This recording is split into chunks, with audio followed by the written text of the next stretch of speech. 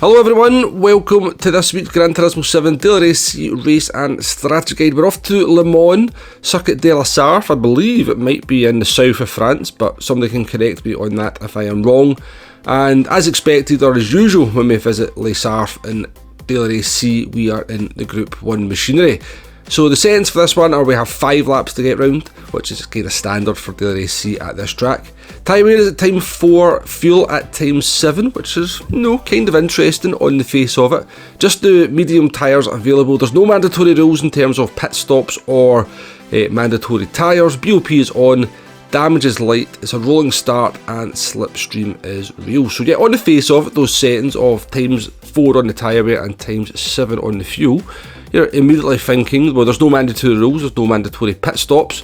Surely this is a no-stop fuel saver. So let's jump in and find out if that is definitely the case. We have 2 runs ongoing at the same time. They've been synced up with each other to be at exactly the same point of the race in terms of time as each other.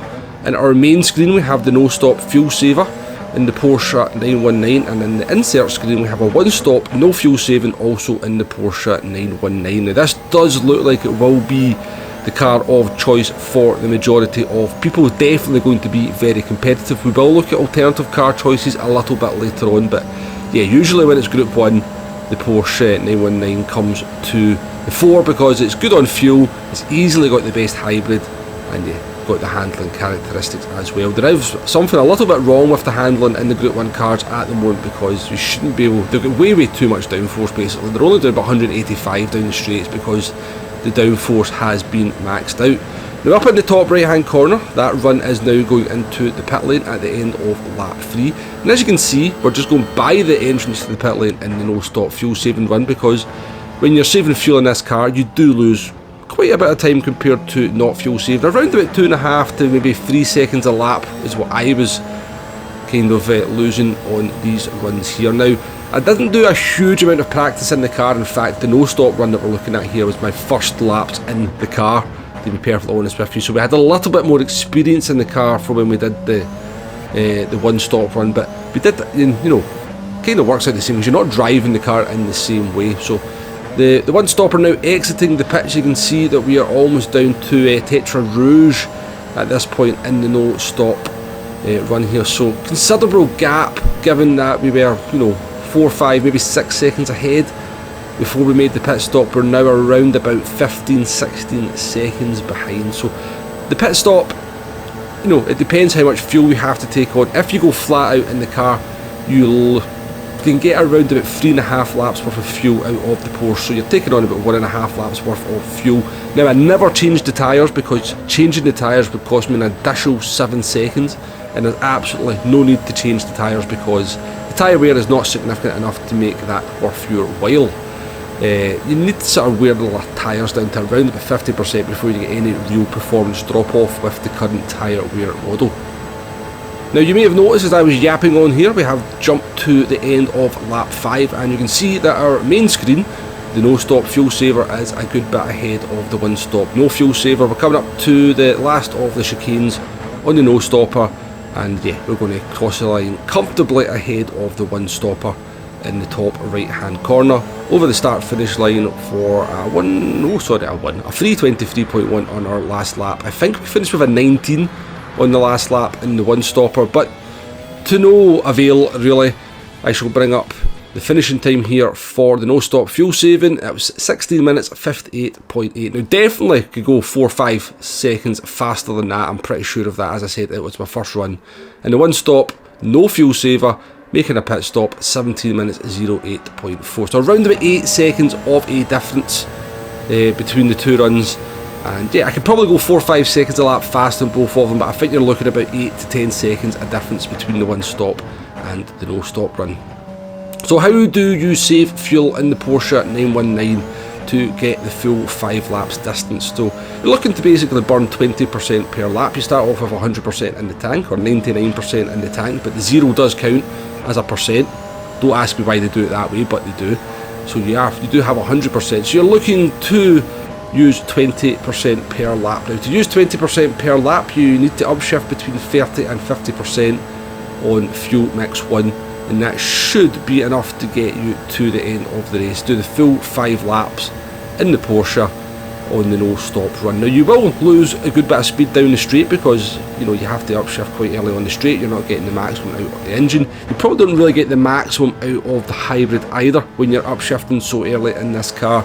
So I found I was losing about 3 seconds per lap with the fuel saving. Now that's obviously just my first run in the car. As the week goes on, people will get better and better and better. You've also got the slipstream to help you in this one as well. 5 long straights at Sarthe de la Sarthe. Slipstream battles into a lot of the corners. Obviously helps with that fuel saving if you're in that position. So let's move on to alternative car choices now. Group 1 is obviously a bit of a hot mess in Gran Turismo. People have moaned about it since I can remember. You've got the Group C cars in there, you've got modern LMP ones with hybrids, you've got LMP ones that don't have hybrids, you've got the Vision Gran Turismo cars. I try to do at least half a lap in all the cars. The new Toyota has got no downforce whatsoever, so it's so slow through the corners compared to some of the other cars. The Group C cars obviously struggle with downforce as well, but they're incredible on the straights, like 30 mile an hour quicker in some cases than the Porsche. But yeah, the one car that kind of, I tried that I can see as an alternative choice is the Mazda LM55 Vision Gran Turismo.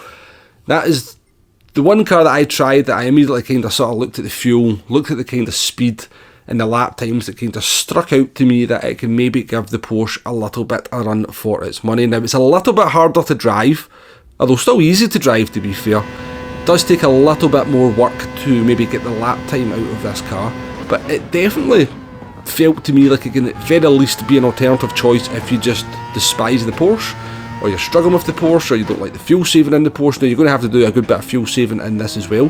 This does have 8 gears, so it does make the fuel saving quite easy in that regard, but you still have to sort of shift up around about 20% on the rev limiter to get the 5 laps out of this car. But in terms of lap time, when we were fuel saving in the Porsche, we did 3:23s.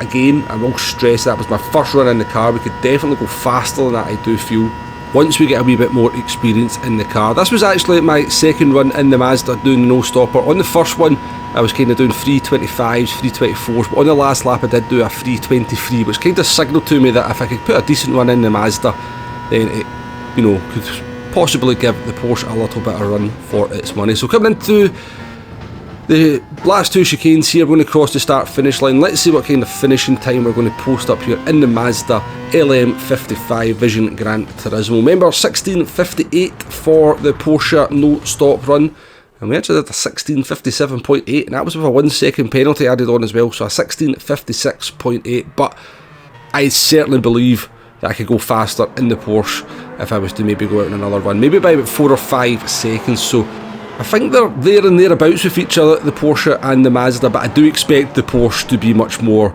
prominent on the racetrack come Monday and throughout the course of the week. Maybe another car will come to the fore as well. As I said, it's impossible to test all these Group 1 cars and get a sort of decent picture of them over a lap or half a lap, and far too many of them, far too time consuming for me to go through all of them. But yeah, I suspect the Porsche will be the car, the Porsche 919, and maybe another car comes to the fore, who knows. I definitely think this Mazda in the right hands though can compete with the Porsche, and I'm looking forward to giving it a little bit of a go on Monday and see if I can upset the apple cart with it myself, because it's got an advantage over the Porsche down the straight, certainly at the end of them. Obviously the Porsches then get that advantage at the beginning of the straight with the hybrid. This car is a non-hybrid, the Mazda. But yeah, that's this one pretty much. It's a no stopper. We tested the one stopper against it. We know that's about 10 seconds a lap slower. It's going to be slipstream battles. It can be a frustrating race, Sarthe, because people do silly things in the slipstream and silly things into the braking zones, and then you've also got the track limit penalties to worry about, which don't seem to be anywhere near as bad as in GT Sport, but you are still going to pick up the occasional one where it's going to leave you a little bit flummoxed. Of that I have no doubt. But yeah, usually a reasonably fun race. Unfortunately, it will just be the Porsche 919 for the vast majority of it. But yeah, maybe if you're looking for something a little bit different, you're a little bit bored, you could maybe jump in the Mazda and spice things up a little bit of variety. and see if we can have some fun in that car. But let's say jump into a lap here in the Porsche 919. Come down towards turn 1. You're looking for the first of the total boards there, down into third gear. The track limits don't seem quite so bad through the first chicane, if you ask me. I don't think I picked up one penalty in the entirety of making up this video, so that was nice to see. Now, the car has ridiculous downforce through this first sector. It's literally just a lift into that first part. Full throttle down through Tetra Rouge. Absolutely no problems whatsoever. And then up into 7th gear. Remember, this car does have 7 gears. Now, this is obviously without any fuel saving whatsoever. This was taken while we were doing the one stopper. So you're going to see here that the car really does struggle once we get onto the straights. Only reaches about 186, 187 mph, which way down on what we used to get in GT Sport. I'm pretty sure it could do over 200. Yeah, it seems to have like a maximum downforce setup almost, this car, compared to what it should have. Now, I've just given you absolutely no braking references through the first chicane, so apologies for that, but there will be other lap guides out there. People will be able to keep you right for that. I use the photographer that's got the green jacket on the left hand side of the track. I think he stands just before the 100 metre board. So that's what my braking reference is for the first chicane. I use the last of the blue and white boards on the right hand side of the track as my reference for the second chicane. And I think, did we pick up a half-second penalty there? We drifted over the white line in the second chicane. That usually does get you a penalty. There you go. So just be careful of that on the outside of the chicanes. You've got the white lines. If you do drift all 4 wheels over them, you will pick up a penalty, a half-second penalty. Which, again, no, technically you've left the track, so maybe that's understandable. I use the the bend in the curb on the right-hand side as my braking reference for Mulsanne Corner. And we're once again onto another straight. I think we're heading down towards Indianapolis now. I think it's Indianapolis. So another long straight. I think this is the 4th long straight out of 5 at Le Mans. Really should have probably fast forwarded these bits really when I was doing the lap guide, wouldn't it? It would be easier than that. So full throttle through the first part here. It's once you get the car into a straight line, rattle down through the gears, down into 3rd gear. Difficult corner, this one, easy to get on the throttle too early and end up in the gravel. I used the blue and white board just before that as the braking point for Arnage. Trickiest corner on the track, if you ask me. Very easy to kind of understand how tight a corner it is, and easy to go out on the AstroTurf and the curb on the outside and lose a little bit of time there.